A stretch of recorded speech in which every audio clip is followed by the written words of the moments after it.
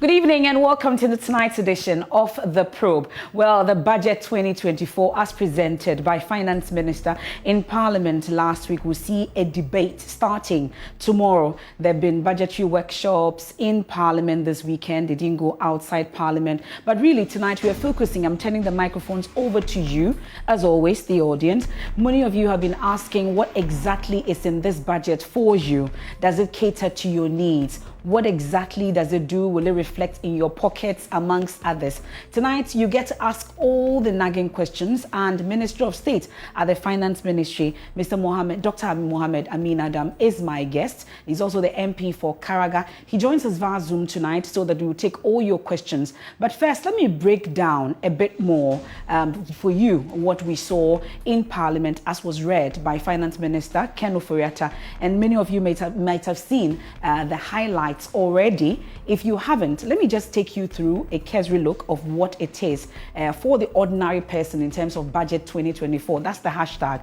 Well, as it stands now, let me start off with the tax reliefs that we've seen so far in that budget. There's a zero rate of VAT on locally manufactured African prints for 2 more years. There's an extension.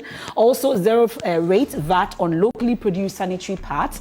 We also have import duty waivers for raw materials for local manufacturing of sanitary pads. And this has been hailed by many groupings. And then also there's an extension of zero rate of VAT on locally assembled vehicles for 2 more years. We've also seen a waive import duties on import of electric vehicles for public transportation for 8 years. There have been questions about this, but whatever it is, we'll get to delve deeper into it. And we've been hearing from the GMA on this. They have a showing in the budget. Government is to engage GMA on waivers for vehicle importation to ease doctors' transportation burden upon passage of the Exemptions Act. We also have grant exemptions on the importation of agricultural machinery, equipment and inputs, and this one, medical consumables and also raw materials for the pharmaceutical industry. Part of the tax relief. We've also seen a waiver of import duties on semi-knocked down and completely knocked down electric vehicles imported by registered EV assembly companies in Ghana for a period of 8 years. So that's what has been announced in terms of tax reliefs. We also have some taxes reviewed a bit upward. Government is to review and expand the environmental excise duty to cover plastic packaging and industrial and vehicle emissions.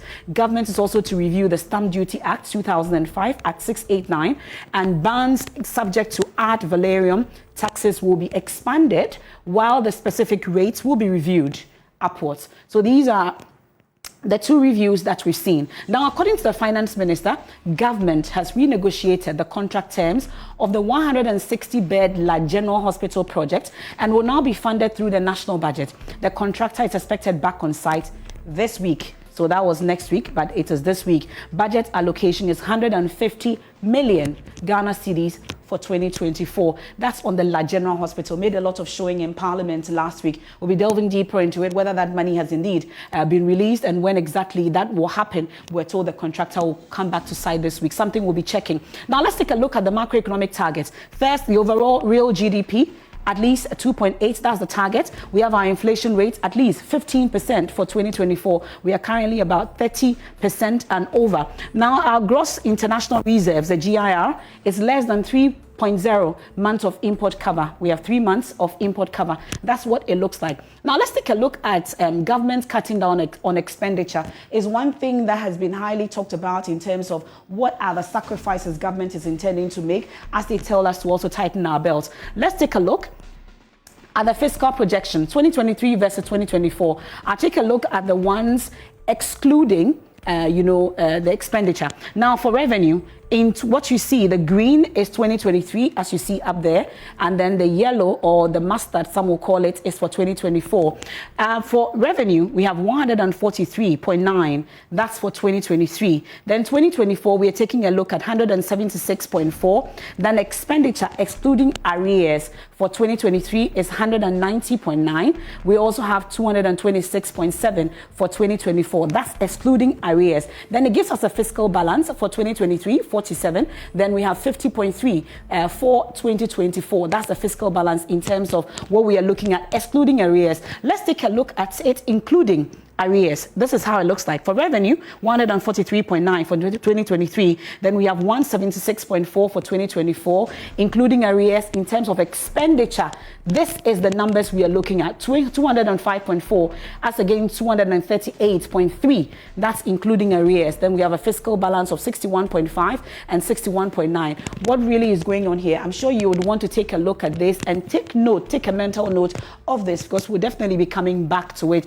So is government really cutting down on expenditure? We have one excluding arrears and one including arrears, and this is the fiscal balance that we get. So going on, DDP, this is much talked about. We've been told in Parliament that it's been concluded.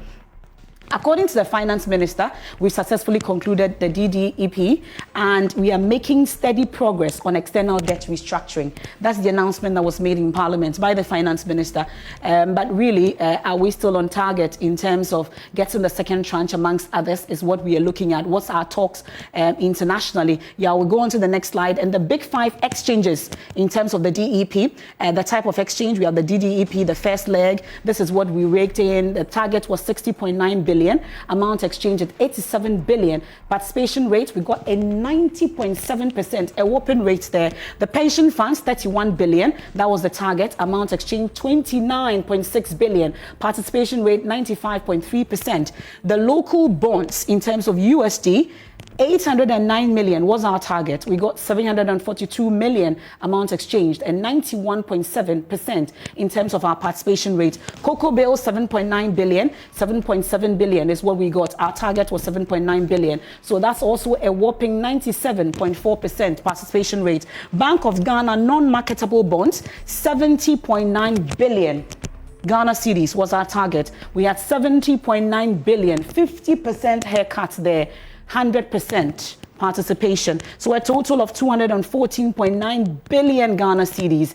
Amount exchanged 203 billion Ghana cedis. This is where it looks like what happens to the fiscal space, what exactly will be the use. That's the big 5 exchanges in terms of what we had. So trying to give you a breakdown largely of everything that we had in Parliament, what really concerns you as an ordinary person. So the external outlook, sector's performance will largely depend on the conclusion of negotiations with the country's external creditors. Where are we exactly with that is the key question for many of you. Now, let's look at the fate of the cedi. And these are the factors in terms of going into 2024. What really will be the fate of the cedi is very key. The exchange rate is expected to remain stable, supported by continued progress with the IMF supported program. We have the first tranche, 600 million. Looking forward to the next tranche, another 600 million.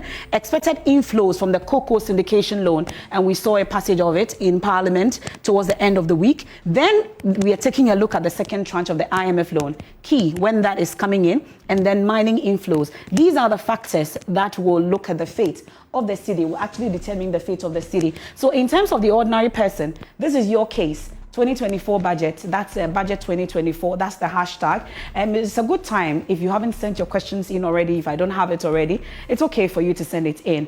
Ministry of State at the Finance Ministry, Dr. Mohammed Amin Adam is my guest via Zoom. We'll take all your questions. A quick turnaround, then we get talking. I am Emefa Apau. This is The Probe, live on the Joy News channel on Joy 99.7 FM, affiliate across Ghana's 16 regions. We are on myjoyonline.com and all our social media platforms. Please do stay with us. We're right back and we get talking. 2024 budget, what's in it for you? That's what we are looking at, the ordinary person's view tonight here, and your questions here on The Probe. My guest tonight is the Ministry of State and the Ministry of Finance, Dr. Mohammed Amin Adam, joining us via Zoom. Many thanks for your company, sir. This is The Probe. We're grateful for your time tonight. Thank you very much, MFA, and good evening to your audience. Well, I'm sure that it's been a busy week and a weekend as well for you. Budget debate beginning tomorrow. Are we ready? Well, we are ready because the budget has been presented, and as is usual with our Parliament, which is also a constitutional issue, as well as the standard orders of Parliament, MPs are required to debate the motion, which was moved by the Honourable Minister for Finance, the Honourable Ken Ofori-Atta, and that is what by debating the budget. It's actually a motion on the presentation of the budget. And so it is important that this platform is maximized. And then we expect that members of parliament will debate this dispassionately, taking into consideration the interests of the people of Ghana and the overall development of our country. Well, this can safely be described, this particular budget, as the very last budget, safely classified as the very last for the Finance Minister, Ken Ofori-Atta, or the President for that matter. But really, looking at it, is that really it? Is that all, or there's more? Maybe we can say this is a full budget, full final budget, but the minister will be presenting a mid-year budget as well in the course of next year. And then before the end of the year, November, we will have to also present a 3-month budget in the transition before the new government will come and present a full budget for the year. We ask, is that all because indeed it's been classified as really Nkunim budget? Does it really qualify to be a victory budget, you say, from what you've seen and what we heard? Well, I think that this budget follows the structure of previous budgets in terms of the chapters, except that this year we have, in addition, a chapter on the IMF program. Because we are implementing an IMF program, and we've agreed with the IMF some fiscal measures that we have to put in place. There are conditions we have to meet. We've also negotiated some structural benchmarks which we have to implement. And so these are included in the budget. But apart from this, the real chapters that we are all familiar with in terms of the growth of the economy, you cannot say that it is empty, as some people have described that, because when your economy is outgrowing an IMF projection, the IMF projected we're going to grow at 1.5%, and we grew at 3.2% average over the first half of the year. And if you look at the trajectory, we are likely to end the year by between 2.8 to 3%. That will be significant. Don't forget that we are implementing a consolidation program. And when you are doing a fiscal consolidation, growth suffers. And therefore, in the midst of this tight consolidation, you are supposed to generate more revenue. You are supposed to reduce expenditure, which we are implementing in order to achieve a fiscal path. Reduction of expenditure is the issue. Is government really committed to reducing expenditure? Well, government is committed to reducing the expenditure, and we have demonstrated that this year, in this year's budget. We were supposed to be spending on program 121.7 billion. We actually spent up to September 104 billion cedis, which means that we have spent about 14% below our program budget. And if this is not expenditure control, then I don't know what it means. And so for government to be able to contain expenditure to the extent that we've spent 14% below program, that shows that we are demonstrating expenditure control commitment. And we are going to ensure that we see that through the year, and also in implementing the 2014 budget, we should be able to repeat what we have done this year in terms of expenditure and commitment control, so that we don't spend outside the budget. Let me also say that we've agreed to the IMF to achieve a fiscal path. This year, we are supposed to be achieving a primary balance, which is the fiscal anchor of the budget, of deficit 0.5%. As I speak to you, so far we have achieved 0.4%. It means that we are even doing better than the fiscal path we agreed with the IMF. We are also supposed to achieve a primary balance on commitment basis of surplus 0.5% for 2024. And so if we have done it in 2023, there is no reason why we should not do that in 2024. And so we're committed to this, and we will ensure that we do not deviate from the fiscal path. Okay. Well, we're hoping that we'll break this down really to the ordinary person. A number of questions, I must say, we've been hit with a number of them. We'll get into it. But there are a few updates that we would like to get in terms of some of the things we heard and outstanding things before the budget was presented. But if you were to tell the ordinary person the two innovative policies or interventions that will give the ordinary person hope, what would it be in the budget?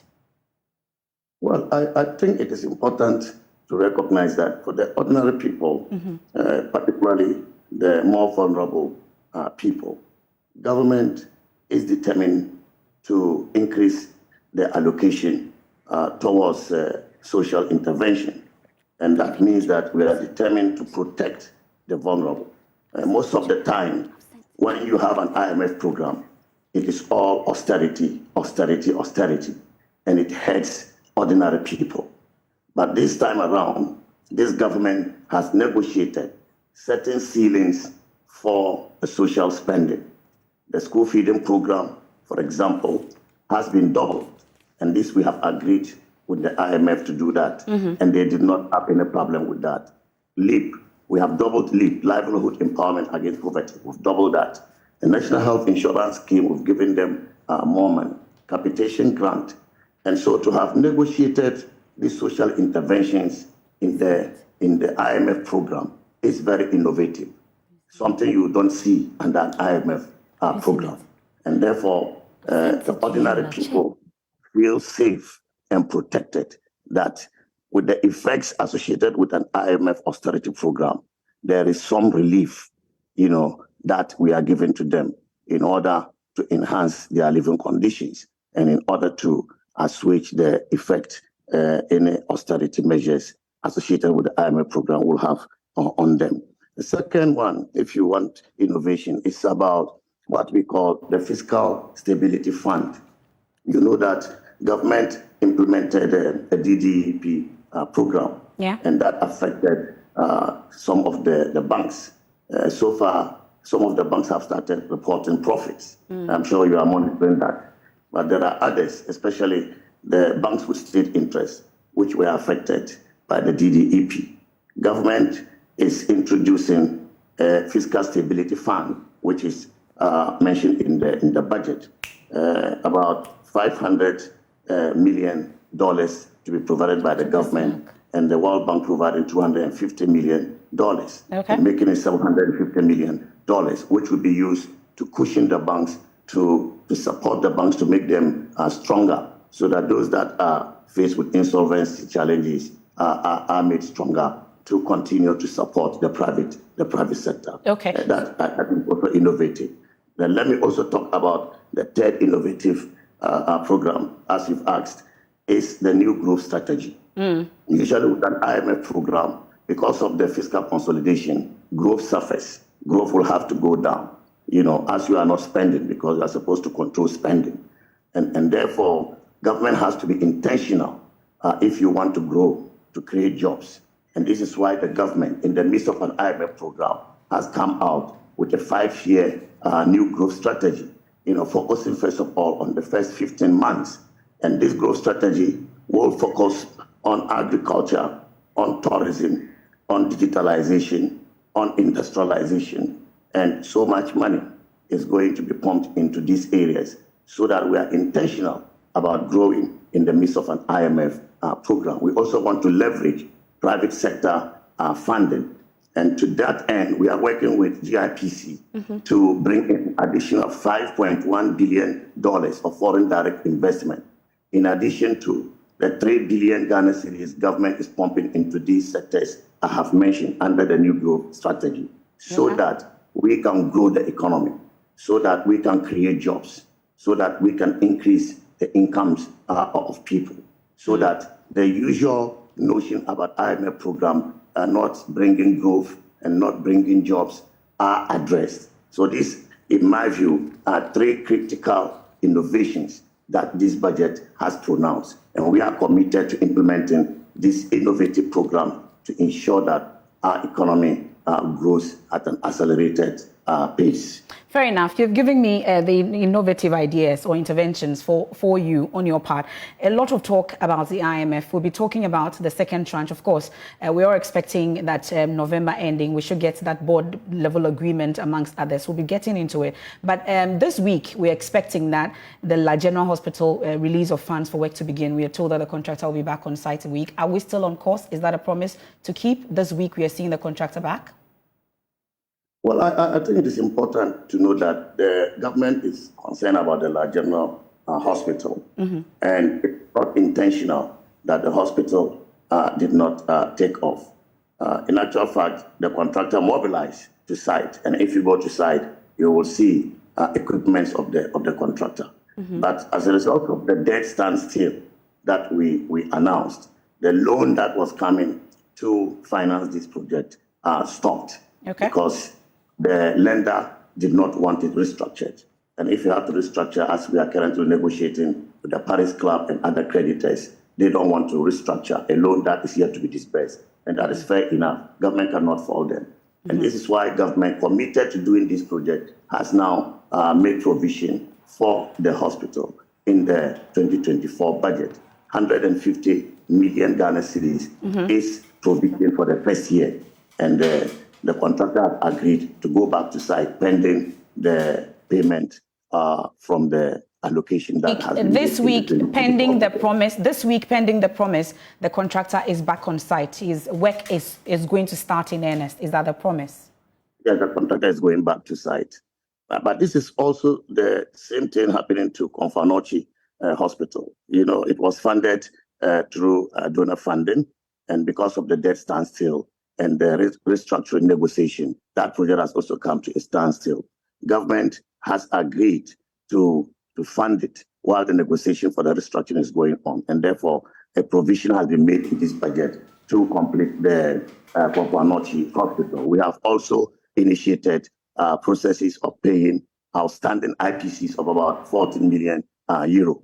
And so, similarly, those other projects that have come to standstill because of the restructuring of the debt are not going to be abandoned. Government will have innovative measures to ensure that those projects, some time to come, will continue. And also, don't forget that once we reach an agreement with our creditors, we will have clarity which of the projects will continue and which of them will have to fund through the budget in order for the people of Ghana to benefit from these very critical projects. Staying on the medical front, the issue about tax reliefs, I saw the one on medical consumables, a very one that most people are very much interested in, at least those with renal situations amongst others. But really would want a classification of the medical consumables, because looking at the full budget, I didn't get it in that budget. I don't know why it's not in the full budget, but we're seeing it in the highlights.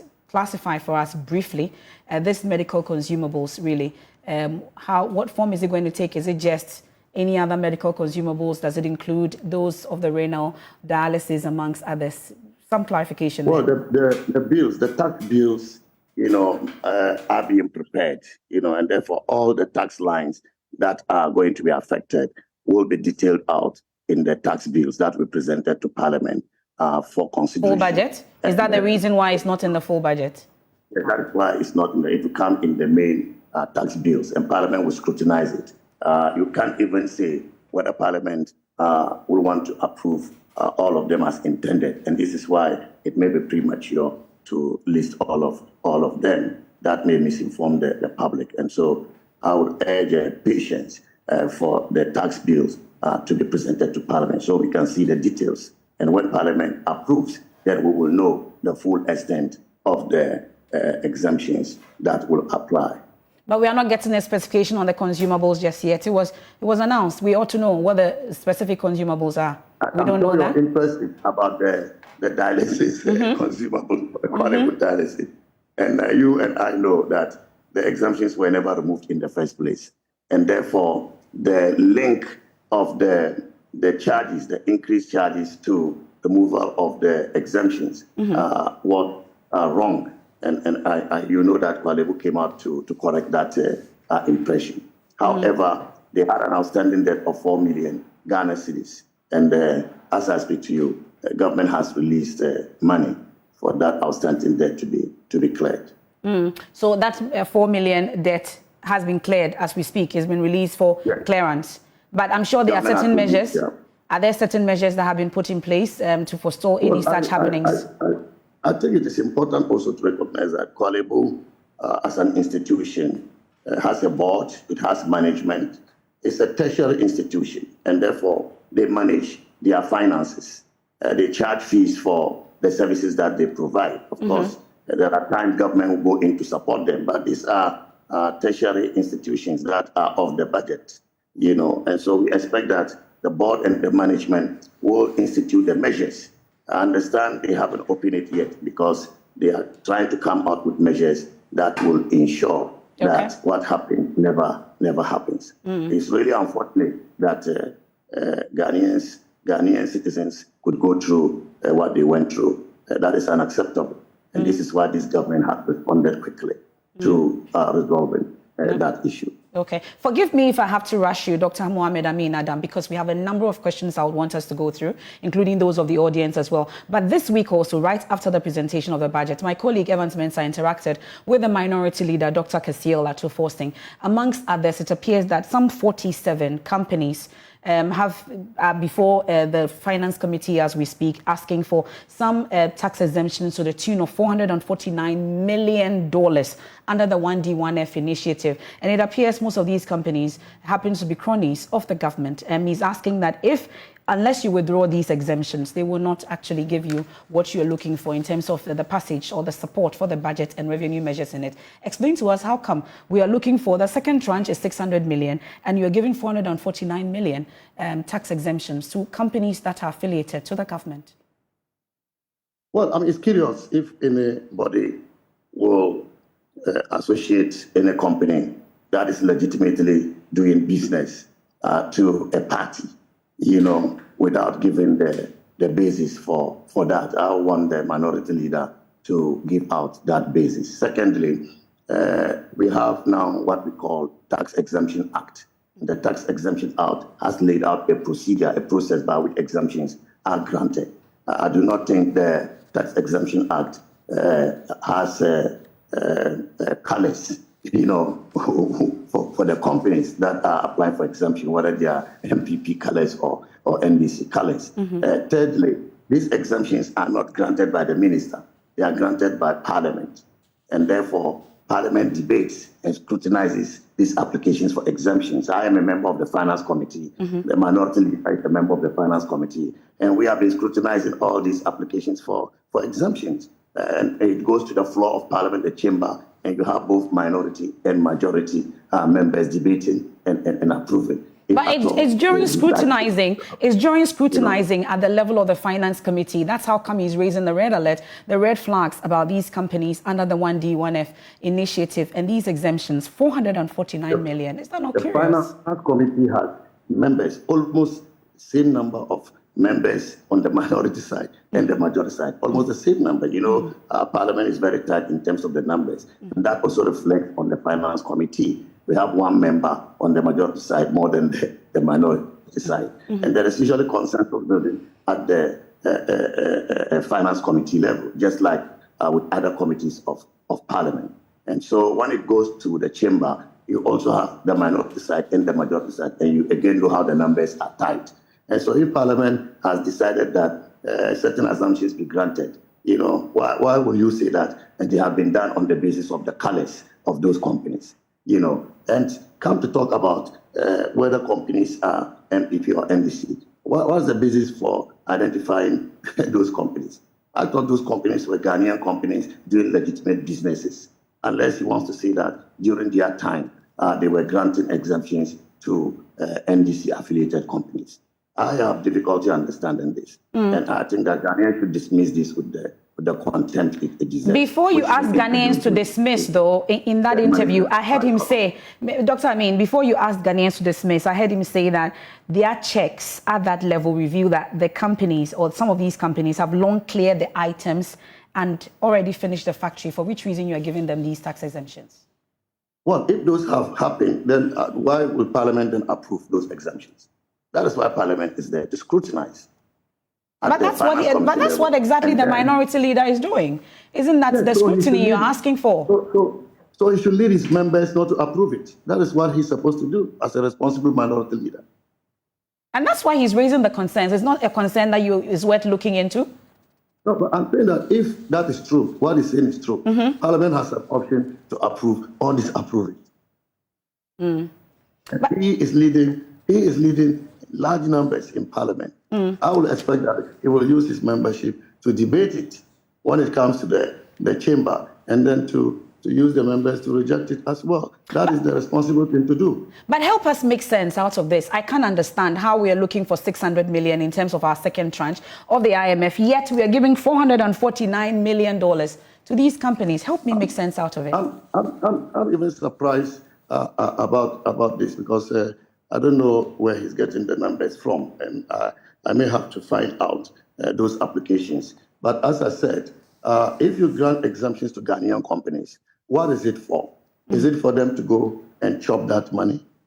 Is it for them to go and use that money for wedding ceremonies? No. They are going to be supported to make investments, and those investments will grow our economy.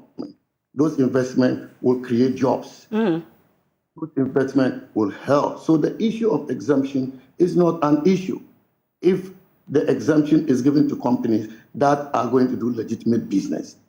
But having said that, we have a Tax Exemptions Act now. It's a law which details out the processes for granting exemption, and to the effect that Parliament will follow the process.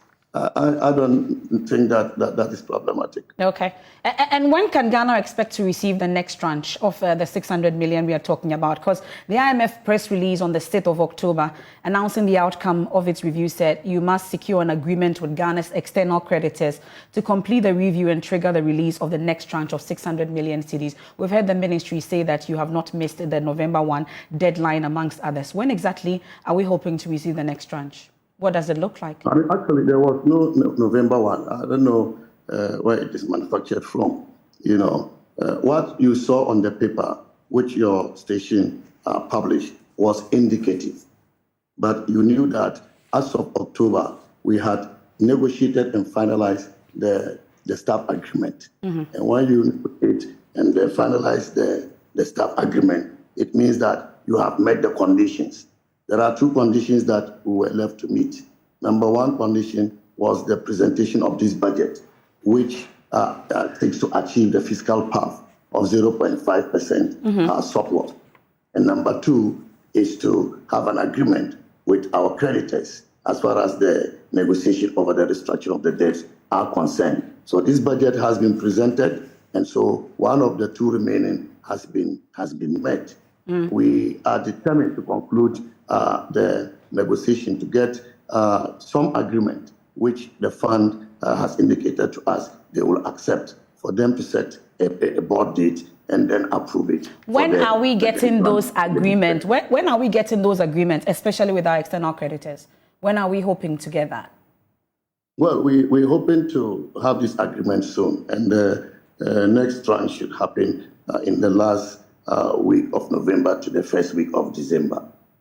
Last week of November to the first week of December. That's when we are getting the next 600 million tranche? That is dependent on when the fund board sits and approves it, but we don't expect it to go beyond that. But what are the risks we face if we do not get the approval by the end of the month, as we're talking about? Well, we are confident of getting the approval because we have done our part.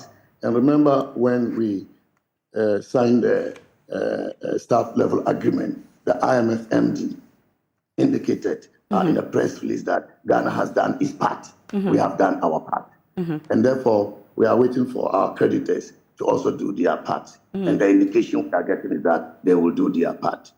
And they will do it successfully and favorably for Ghana to secure the second tranche. Okay, so staying briefly on the DDE, we currently have a fiscal space of about 60 billion cedis from the figures I've been looking at from the debt exchange program. How does government intend to utilize that fiscal savings? Well, we will use the savings. But first of all, the savings are not bringing in additional money. You know that. or it is money that we would have paid that we will not pay. That is what I think we mean by the savings in this case. Money we would have paid to our creditors, or money we would have paid today, which has now been postponed to be paid in future because we have increased the maturity period through the DDEP. So it is not bringing additional money, okay? And therefore, whatever there is going to be used to optimize the spending through the budget so that we can be able to allocate money to growth enhancing sectors and programs in the budget in order to be able to grow our economy.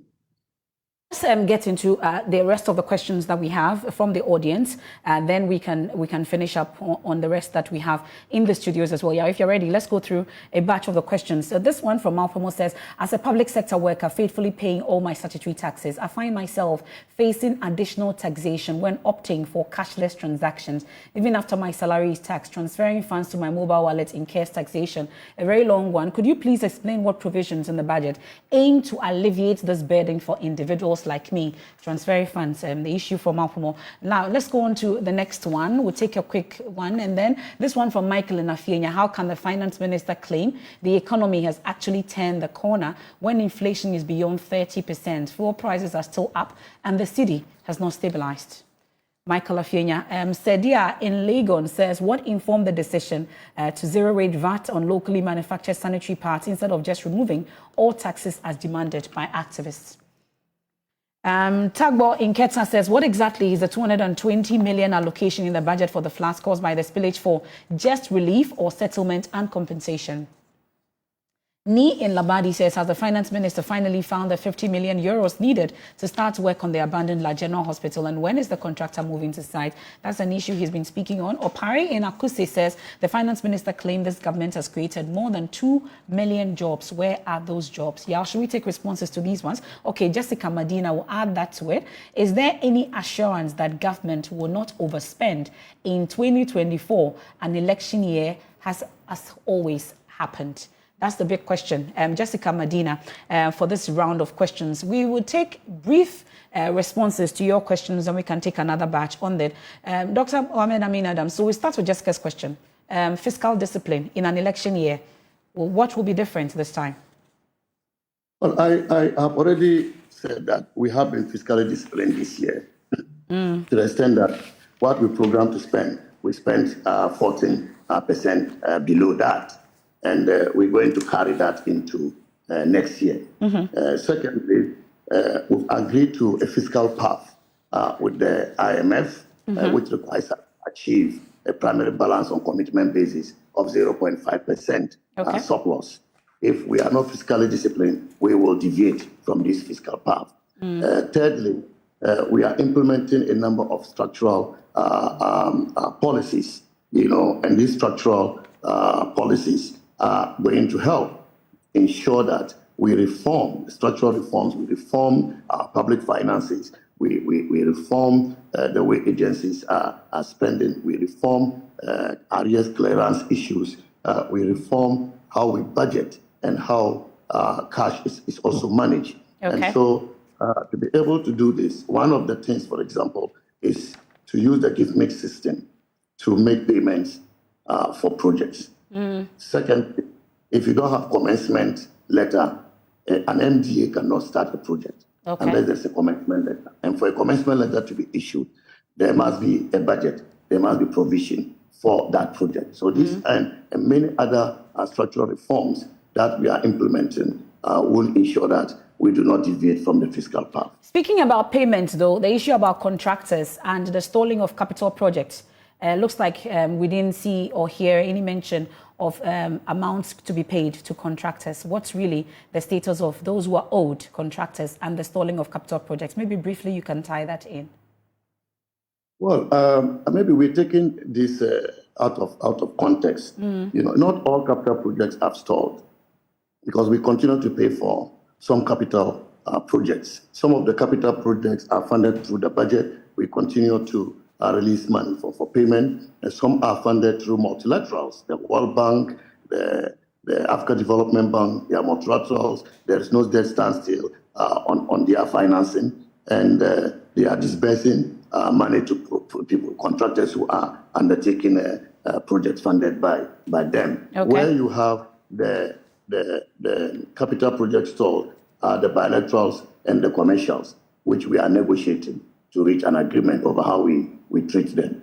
And therefore, in this 2024 budget, government has provisioned 11 billion Ghana cedis to clear arrears and of contractors, particularly in the road sector. And so contractors are going to be paid. Okay. Well, 2 million jobs. Where are those jobs? Well, a lot of jobs have been created. I mean, as we know, largely from the public sector, but there is also a great number of jobs created from the private sector. When government is constructing roads, jobs are created. And then apart from that, there have been institutional employment by the prison service, the police service. We all know that this have happened. In the medical field, nurses have been recruited. We know that clearance has been given from time to time for nurses to be recruited, for teachers to be recruited. These are all in the public sector. And this was why in the first quarter of this year, the growth that we generated was largely attributed to the services sector, about 10% or so. And this could be attributed to the kind of jobs that were made available to Ghanaians. But we also know that government, through the Youth Start, is empowering the youth. And in this budget, the 2024 budget, we're allocating $200 million towards that. And we are also seeking $150 million from the World Bank to support youth employment and skills development. So jobs are created.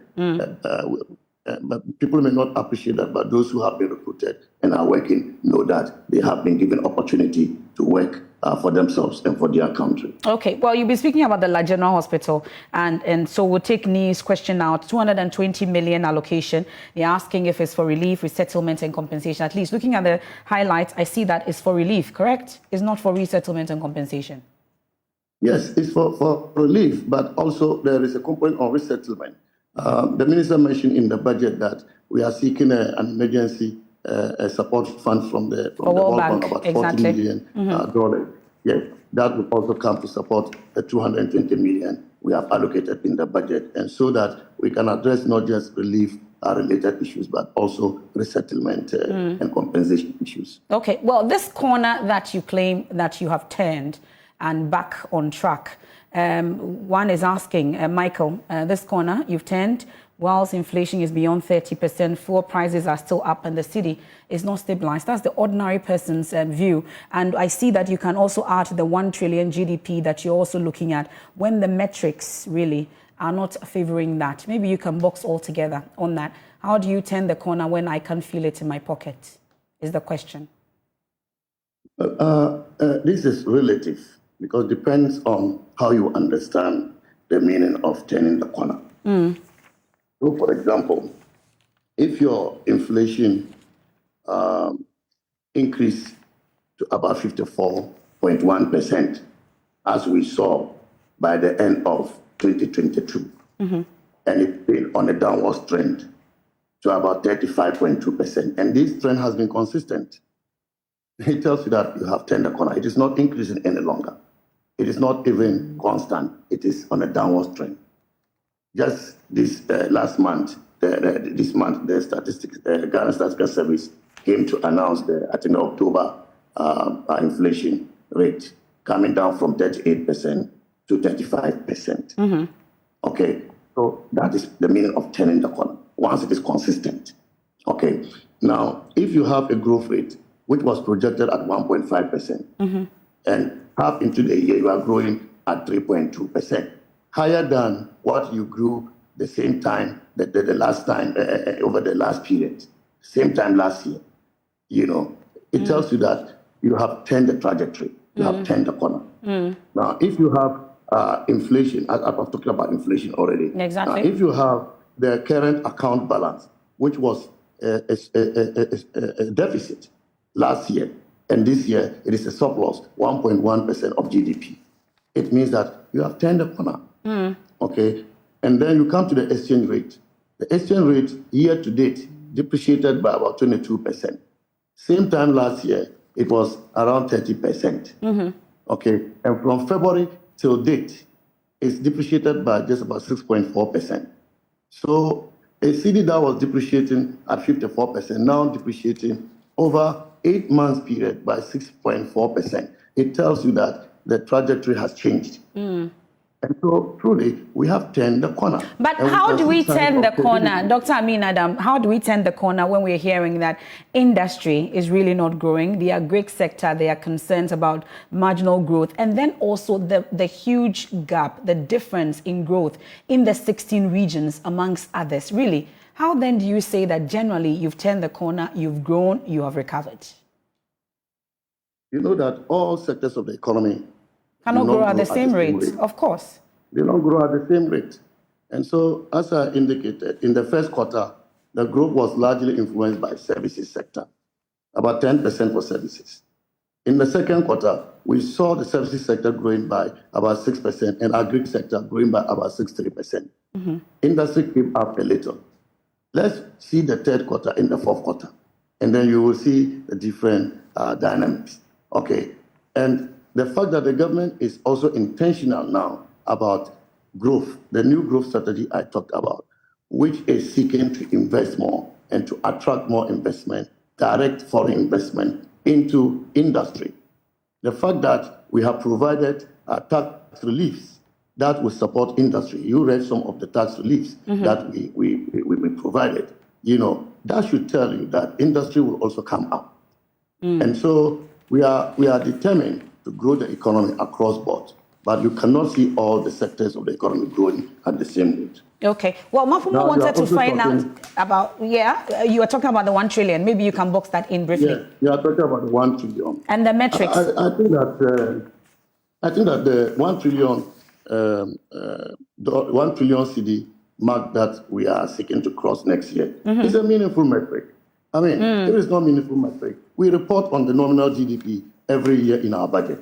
And you know that most of the budget indicators, most of the macro indicators are measured against the nominal GDP. Whether you are talking about deficit, whether you are talking about debt, whether you are talking about revenue or expenditure. And so it is curious for me if somebody says it is not meaningful. Then why do we use it as the basis for all the analysis we do, economic analysis? Now, somebody says inflation. Inflation is 30%, so which the 1 trillion is meaningless. Don't forget that we are talking about growing the economy from the time we took over, 2017, up to the time that we are crossing the 1 trillion mark. And so there have been growth year after year. The economy has been expanding.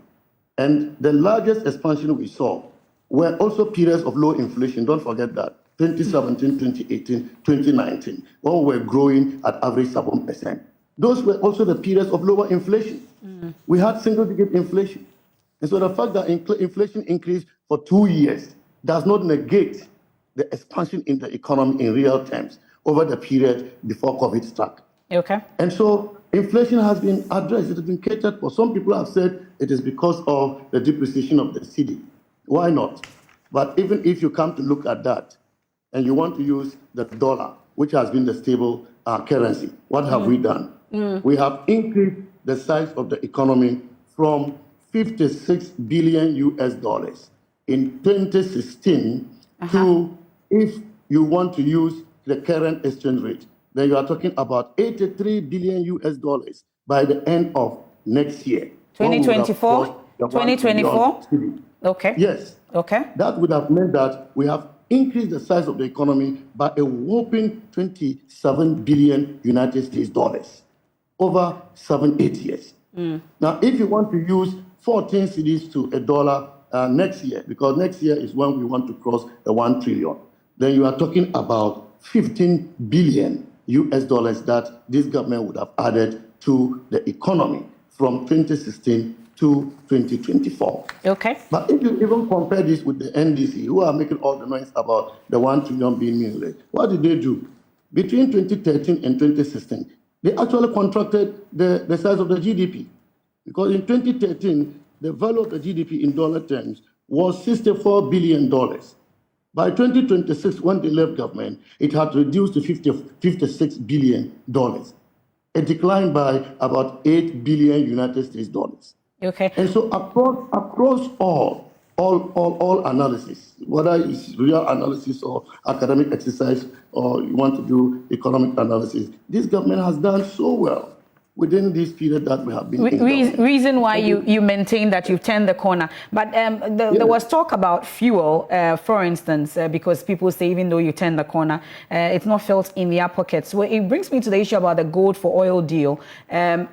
This initiative really, actually, how has it translated into cheaper fuel on the market, you'd say? Briefly. The gold for oil program was intended to stabilize prices. Mm-hmm. And we noted that the increase in prices, arbitrary increases and the high increase in prices was due to the exchange rate volatility or depreciation. Mm-hmm. As a result of this, the BDCs were using what we call forward exchange rate in pricing petroleum products. Gold for oil came to address the forward pricing of petroleum products because don't forget that the prices had gone beyond 20 cedis per liter, 20 pesos per liter. And we managed to bring it down through the gold for oil to around 12 pesos per liter. Okay. And from that point, it's been stable. Between 12, 13 pesos per liter, it's been stable. And that is what the gold for oil was intended to achieve. So I'm hearing the minister. I'm hearing the okay. Mm-hmm. You can conclude on that. The forward pricing of petroleum products as was done by the BDCs because now they don't use dollars to buy petroleum products. We use cedis. And also, in the past, you needed $400 million US to import petroleum products into Ghana. Mm-hmm. Because of gold for oil, the demand pressure for dollar has gone down. Up to $250 million US is no longer needed to bring in petroleum products. Okay. And so the gold for oil has really helped, and that is also a contributory factor to the stability of the cedi against the dollar. Well, we've turned successfully that corner. One wonders why we still have COVID levy in place. Is we've had the businesses just before the budget, they were hoping that at least that particular levy would go. Why is it still there? What's the justification? Briefly. Well, you recall that during COVID, we spent a lot and we had to borrow to spend. Mm-hmm. Because as a result of the spending we did, we recorded a deficit of about 14% in 2020. And this deficit has to be financed. Mm-hmm. And you can finance the deficit by increasing revenue, through increasing taxes, or by borrowing. Under the circumstances, people were already hard hit, okay? And therefore, you could not increase taxes in many ways. So we borrowed to finance our deficit. Okay. And so even though COVID may have abated in terms of the contraction of the disease and the spread of the disease, the debt burden associated with COVID still exists, is still with us. Okay. And we have to be able to address that. What would you say to the business community that say this particular budget is not business friendly? Well, it depends on how they look at it. If there are issues that they wanted us to address, which have not been addressed, they may have that conclusion. But there are other businesses that have lauded this budget, maybe because issues that they had have also been addressed, because we had consultations with industry, with businesses. And this is why you have all these tax reliefs going to support businesses.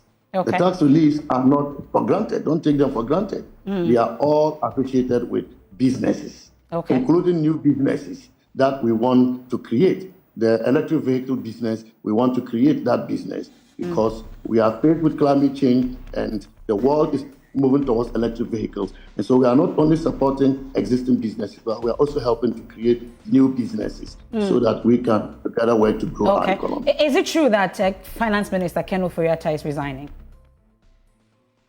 What for? That's all we've heard. Taken us out of these difficulties that we have recovered, and you can see all the figures showing that we are recovering, and the signs of stability are showing. Why do you want him to resign? I'm not asking. I'm not wanting him to resign. That's what we heard. So I'm asking if that's the case. And I'm giving you my answers. So okay. You may want to ask those people who have said that. Okay, Dr. Mohammed Amin Adam, we are grateful for your time. Thank you so much for joining us here on the probe, for taking our questions. Always my pleasure. We are grateful. And that's the Minister of State and the Finance Ministry and Karaga MP, Dr. Mohammed Amin Adam. For our radio audience, the Work of Jesus is up next. Many thanks for your company. There's more when you log on to myjoyonline.com. I am MF Apau. Have a good evening.